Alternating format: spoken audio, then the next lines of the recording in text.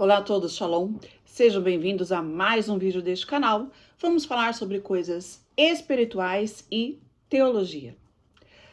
Eu quero perguntar a vocês, para a reflexão, teria Yeshua, ou Jesus, participado de temas relativos à política? Teriam os evangelhos, ou até mesmo todo o Novo Testamento, a Brit Hadashah, trazido temas políticos para os fiéis, para aqueles que consideraram Jesus o Cristo, Jesus o seu Messias, o seu Salvador? Bom, podemos analisar que desde o nascimento de Jesus, ele já estava envolvido com uma questão política. Por quê? Conforme nós vamos ver em Mateus capítulo 2, a partir do versículo 13, nós vamos ver que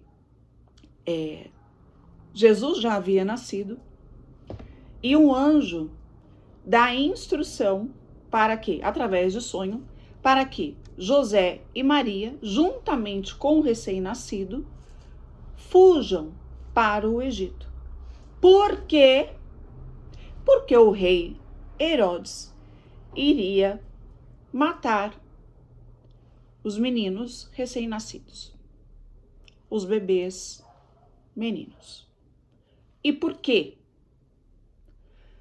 Porque ele soube, através dos reis magos, de que havia nascido um rei para o povo de Israel. E aí, o que isso tem a ver? Uma questão política. Totalmente política.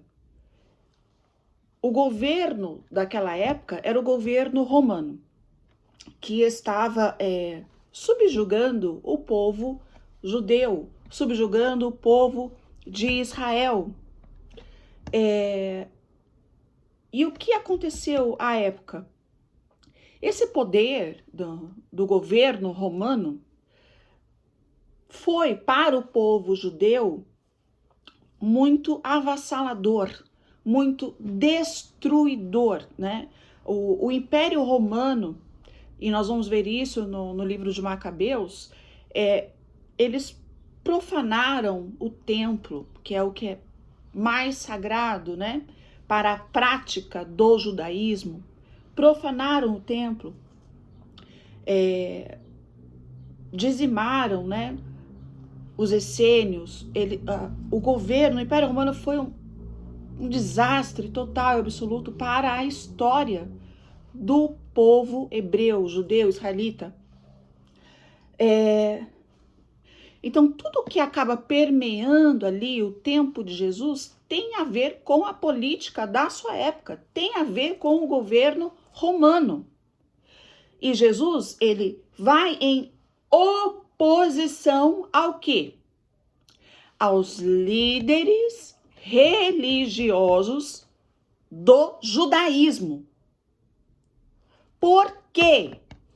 Porque os líderes religiosos do judaísmo, obviamente não todos, mas muitos deles fizeram acordos com Roma. E isso nós vamos ver até na morte de Jesus, né? Havia acordos entre eles. E aí os pais de Jesus, então, fogem para o Egito por conta disso, retornam oportunamente. Como todos sabem, a gente não tem quase nada de informação a respeito da infância de Jesus, né? Mas sabemos que ele crescia em graça, em conhecimento, né? Em estatura, e ele encantava até os mais sábios com o seu conhecimento. E Jesus, então, ele passa a ser reconhecido como uma pessoa muito conhecida, né? das escrituras, né? Ele passa a ter um conhecimento gigante das escrituras e passa a ter autoridade, né? Foi dado a ele o rolo para ele pregar no templo. Então ele vai ganhando espaço pelo seu conhecimento. E só que esse espaço que ele vai ganhando vai conflitar com a política da época. Por quê? Jesus ele veio cumprir a Torá, né? Ele é o fim da lei, ou seja, a finalidade da Torá. O motivo, a razão, o porquê. Ele não vem aboli-la, mas ele vem cumpri-la. Mas o que Jesus ele vai contra, digamos assim, são as práticas religiosas criadas pelos líderes religiosos, que não tinham a ver com os ensinamentos do Eterno, que não tinham a ver com a Torá, com as escrituras sagradas. Eram os homens inventando doutrinas que se tornaram, é música na rua, que se tornaram um fardo pesado para o povo.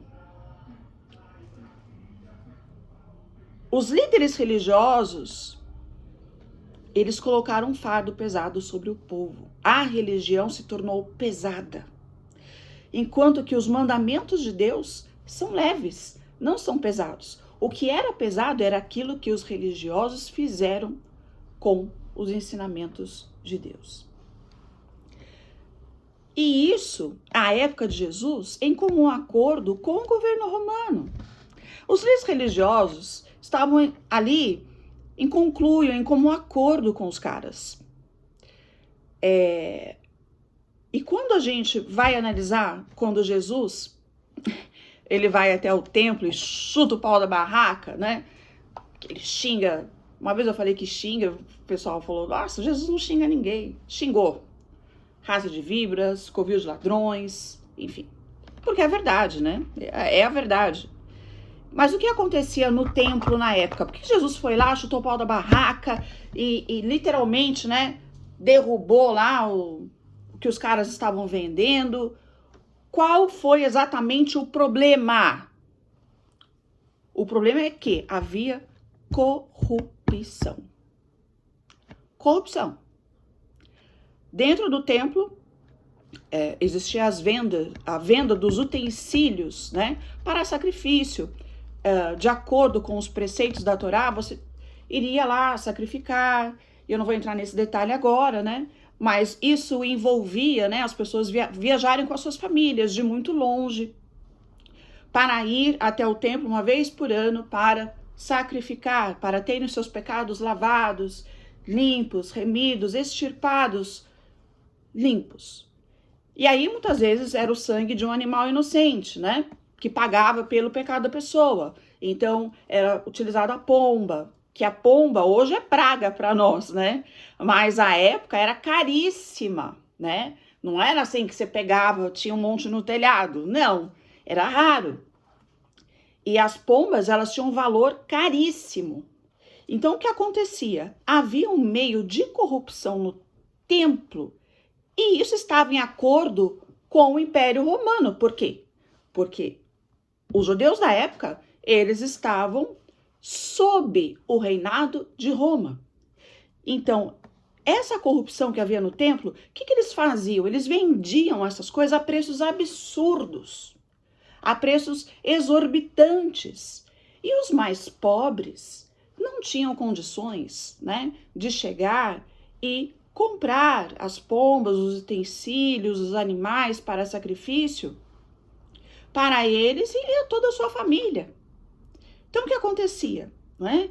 O povo acabava se sentindo, os pobres principalmente, era como se eles não tivessem acesso ao reino de Deus.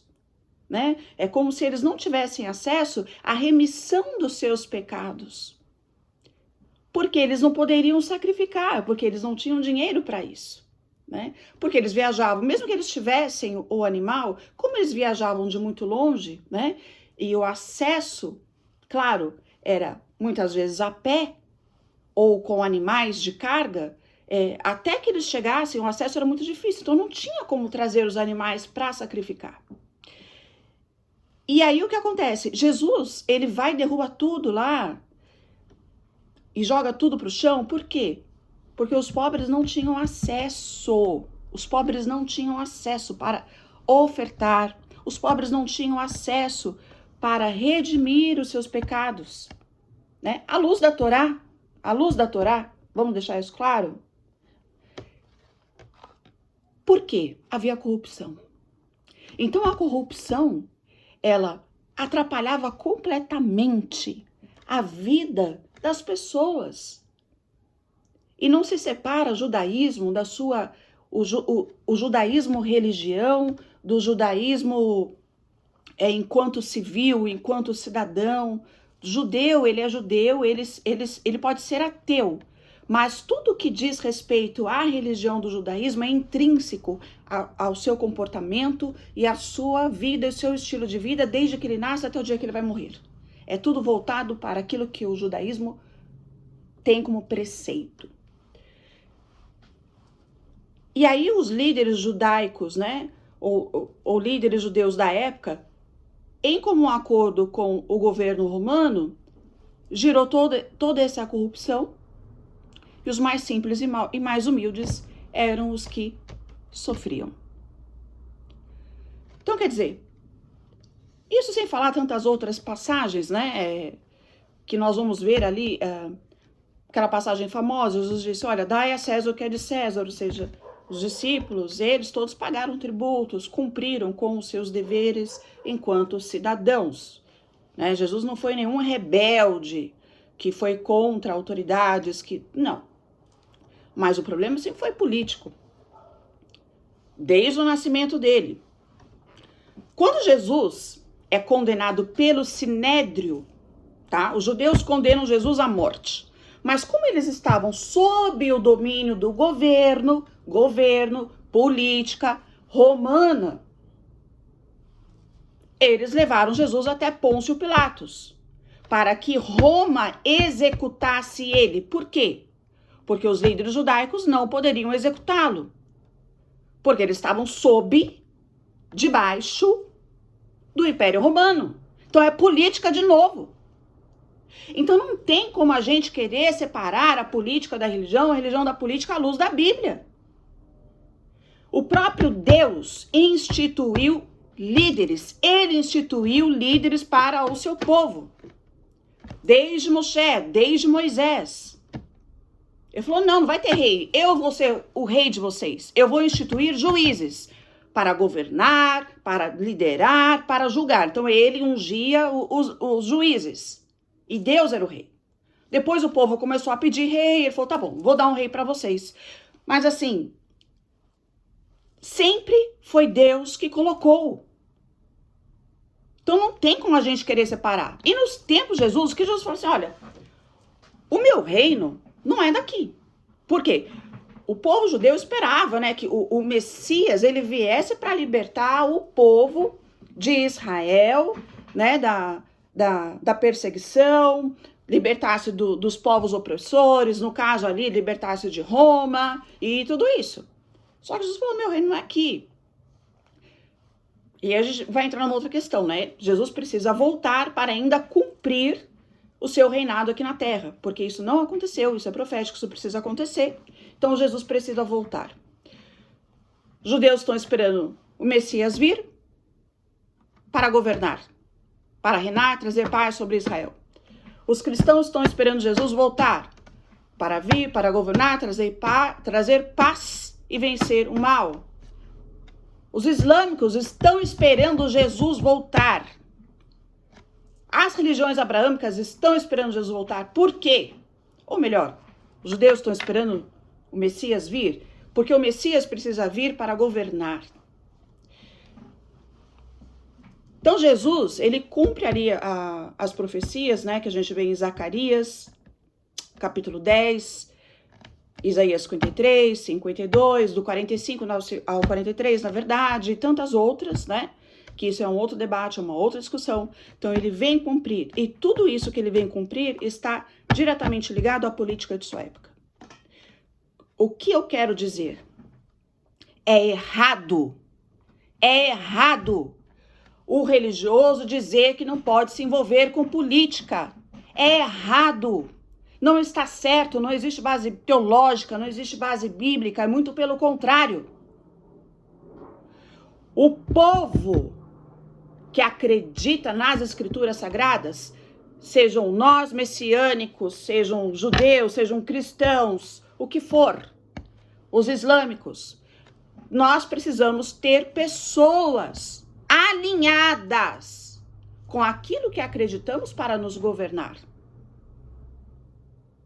É assim que deve acontecer. É assim que deve ser. O povo não pode se abster da política. Jesus não estava envolvido com política. Estava, sim, desde o nascimento dele até a sua morte. Apesar de terem lavado as mãos, o que eu não acredito muito nisso, me parece mais um acréscimo, tá? Me parece um acréscimo, que eu não consigo imaginar um líder romano lavando as mãos, não assumindo culpa. Porque eles matavam friamente. Não tinha essa, não. João Batista morreu. Foi morto. Foi degolado. Sua cabeça foi colocada numa bandeja de prata como prêmio. Por quê? Se envolveu com política. Se envolveu com política. E aí tá cheio de gente com medinho de se envolver com política. Não posso falar isso, não posso falar aquilo. Não gostou? Dá um dislike aí. É verdade. Tudo tem a ver com política. Essa história de querer viver isolado da política, isso não existe, isso nunca existiu. Isso nunca existiu.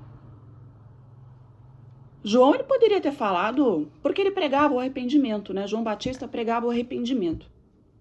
Então ele falou para muitas pessoas se arrependerem dos seus pecados. No caso que ele se envolveu, ele apontou um erro grave de um grande político da sua época. Ou seja, ele falou, olha, você, estou parafraseando para vocês entenderem, você é um líder. Você é exemplo para o povo. E essa sua vida errada, promíscua, está errado.